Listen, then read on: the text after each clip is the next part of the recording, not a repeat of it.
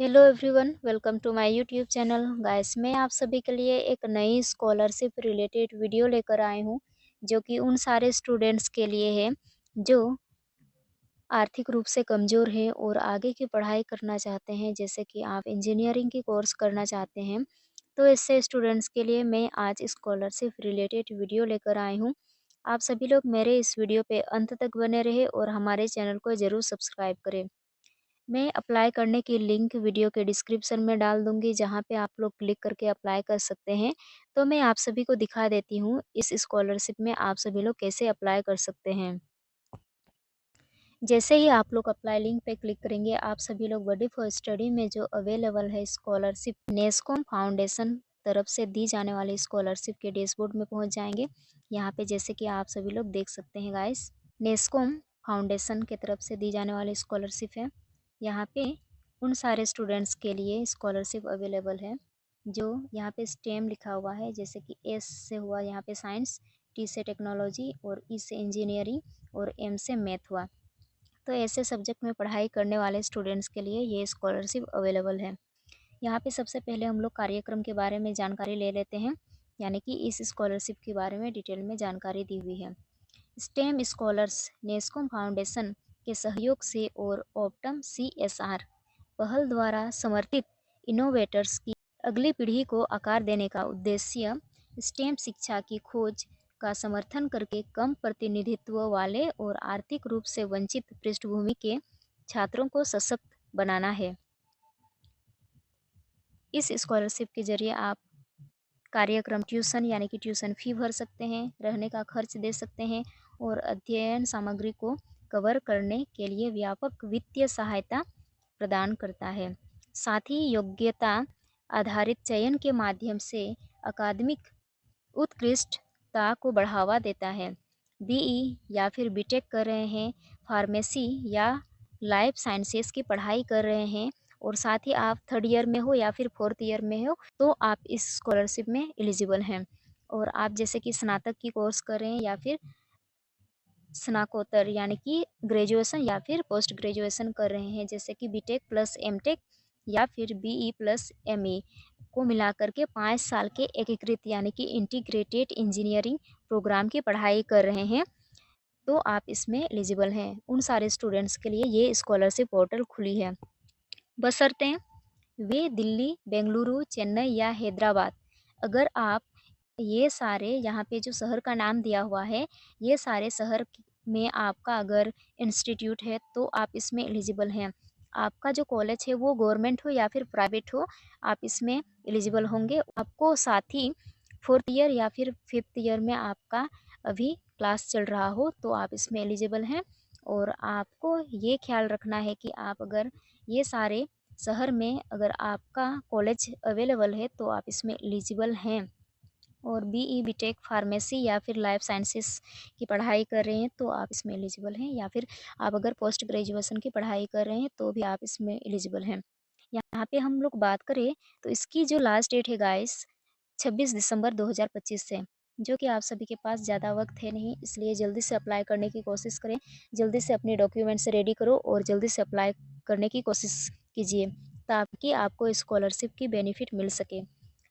हम लोग आगे बढ़ जाते हैं। यहाँ पे एलिजिबिलिटी क्राइटेरिया भी दी हुई है, यहाँ पे पात्रता करके लिखा हुआ है। आप अगर कंप्यूटर साइंस की पढ़ाई कर रहे हैं, फार्मेसी या जीवन विज्ञान में BE बीटेक यानी कि लाइफ साइंसेस में आप BE या फिर बीटेक कर रहे हैं, कार्यक्रमों के तीसरे और चौथे वर्ष के छात्रों के लिए खुला है। आप अगर थर्ड ईयर में हो या फिर फोर्थ ईयर में हो, आप इसमें एलिजिबल हैं। नेक्स्ट पॉइंट है, यह कार्यक्रम स्नातक यानी कि ग्रेजुएशन और स्नाकोत्तर यानी कि पोस्ट ग्रेजुएशन डिग्री जैसे कि BTech plus MTech, BE plus ME को मिलाकर के 5 वर्षीय एकीकृत इंजीनियरिंग कार्यक्रम की पढ़ाई कर रहे छात्रों के लिए खुला है। आप अगर 5 इयर्स की पोस्ट ग्रेजुएशन कर रहे हैं, जैसे कि बीटेक प्लस एमटेक दोनों को मिला करके, तो आप इसमें एलिजिबल हैं। और आपको फोर्थ ईयर में होना चाहिए या फिर फिफ्थ ईयर में होने चाहिए। आगे हम लोग बात करें तो इसमें तो हम लोग बात कर चुके हैं। दिल्ली में अगर आपका कॉलेज है या फिर बेंगलुरु में या फिर चेन्नई में या फिर हैदराबाद में, तो आप इसमें एलिजिबल हैं। आपका कॉलेज सरकारी हो या फिर निजी संस्थान हो, आप इसमें आवेदन कर सकते हैं। अगर आप अनुसूचित जनजाति या फिर अनुसूचित जाति, एसटी या फिर एससी हैं, या अन्य पिछड़ा वर्ग, दिव्यांगजन, जैसे कि आप दिव्यांग हैं, आपके मम्मी-पापा में से केवल एक ही आपके पेरेंट अभी जीवित हैं, आप अनाथ हो या फिर बालिका हो, यानी कि आप अनाथ स्टूडेंट्स हो, या फिर बात करें आप फीमेल स्टूडेंट्स हैं, तो आपको यहाँ पे प्रायोरिटी दी जाएगी। ये सारे जो पॉइंट दी हुई है, इन सारे कास्ट वाले स्टूडेंट्स को यहाँ पे प्रायोरिटी दी जाएगी। आपको क्लास 12th में कम से कम 65 मार्क्स लाने होंगे, तब जाके आपको सिलेक्ट किया जाएगा। और आपकी पारिवारिक आय 8 लाख रुपये तक होनी चाहिए, उससे अधिक नहीं होनी चाहिए। उससे कम होगा तो जल्दी सिलेक्ट किया जाएगा। और अगर आपके मम्मी-पापा बड़ी फौज स्टडी के कर्मचारी हैं, या फिर साझेदारों या फिर दाताओं के बच्चे उक्त छात्रवृत्ति के लिए पात्र नहीं होंगे। अगर आपके मम्मी-पापा अनाथ बच्चों को दान देते हैं, तो ऐसे स्थिति में आपको सेलेक्ट नहीं किया जाएगा, क्योंकि आपके मम्मी-पापा के पास अधिक मात्रा में पैसा है, तभी जाके वो किसी अनाथ स्टूडेंट्स को दान देते हैं। तो आपको इस स्कॉलरशिप में सेलेक्ट नहीं किया जाएगा। यहाँ पे फ़ायदे का बात करें तो आपको 30,000 तक की स्कॉलरशिप दी जाएगी। आपके फ़ी रिसिप्ट के अनुसार आपका एडमिशन में जितना पैसा लगा है, या फिर आपकी जितनी खर्च आती है पढ़ाई में, उसके हिसाब से ही आपको स्कॉलरशिप की अमाउंट आपके अकाउंट में भेज दी जाएगी लास्ट में। यहाँ पे डॉक्यूमेंट्स का बात करें, ये सारे डॉक्यूमेंट्स आप सभी को रेडी करके रखनी है अप्लाई करने के लिए। तो चलिए हम लोग डॉक्यूमेंट्स देख लेते हैं। सबसे पहले तो आपको अपनी पासपोर्ट साइज़ की फ़ोटो हाल फिलहाल की, और कॉलेज प्रवेश या जारी रखने का प्रमाण, जैसे कि प्रवेश पत्र, संस्थान आईडी कार्ड वगैरह आपको यहाँ पे अपलोड करनी होगी। क्लास 12 की मार्कशीट, पिछली कक्षा की मार्कशीट, जैसे कि आप अभी थर्ड ईयर में हो तो फिर सेकेंड ईयर की फर्स्ट सेमेस्टर और सेकेंड सेमेस्टर की आपको डॉक्यूमेंट्स अपलोड करनी होगी। पता प्रमाण पत्र, पहचान प्रमाण पत्र, Aadhaar card, PAN card, driving licence वगैरह आप सभी को अपलोड करनी है। पहचान प्रमाण पत्र, यहाँ पे आप सभी को आधार कार्ड या फिर पैन कार्ड, ड्राइविंग लाइसेंस कुछ भी अपलोड कर सकते हैं। आपकी पारिवारिक आय प्रमाण पत्र, इनकम सर्टिफिकेट आप सभी को अपलोड करनी होगी। बैंक डिटेल्स भी आप सभी को अपलोड करनी होगी।